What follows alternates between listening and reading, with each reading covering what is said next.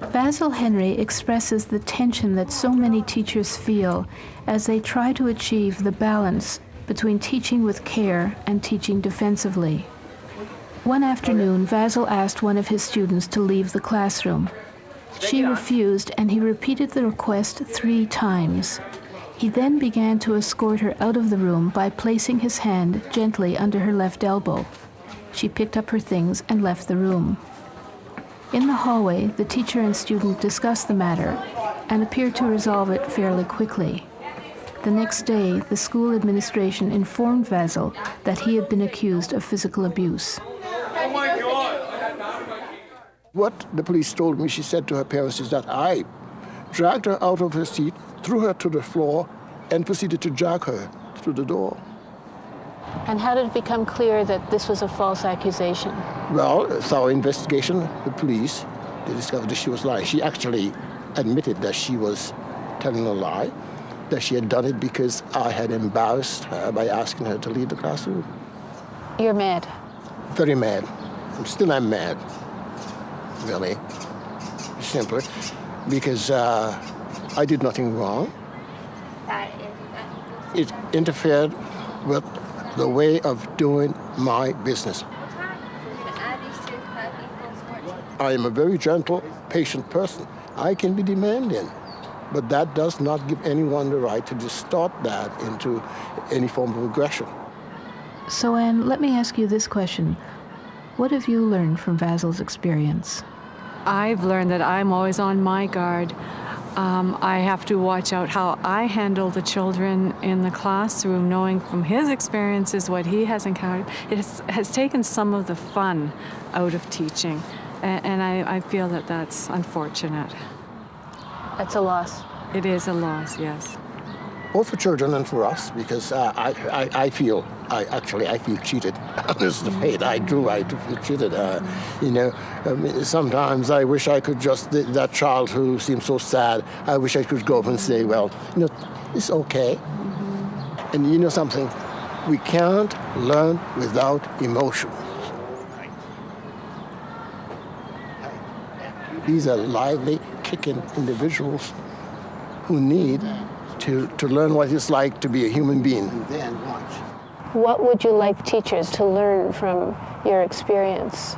First of all, it can happen, or it could happen to them. And there are markers, there are red flags that they can look out for. First of all, that child who is having difficulty in the classroom, who you feel could do better if you interacted with them, make sure that when you're doing that, you have lots of people around who will vouch for you. It's always in the back of my mind, be careful, be careful. When I first started teaching, I look back and sometimes I shiver, thinking, I used to load my car up with children on Saturday, those who had birthdays in each month, and take them and have lunch with them and drop them back to their homes. I never realized I was putting myself in such great danger. I still teach a lot, and I get to enjoy the children, but then again, I try to be very safe with them. Do you think that occasional teachers are particularly vulnerable around accusations? Extremely vulnerable. Fly teachers are really tested. You are just grist for the mill. Yes. I grew up very strange. I had a father who said this time and time again: if a man deceives you once, shame on him. If he does it to you twice, shame on you. And that's a motto I live by. So you see, if I hold on to it, it's because I vow it will never, ever happen to me again. Never, ever.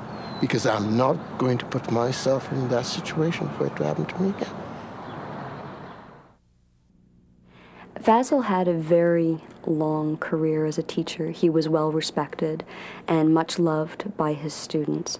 I think it's important for teachers to recognize that even having a stellar reputation and years of experience without any allegation of impropriety does not make them immune from an allegation of wrongdoing on a particular day with a particular student.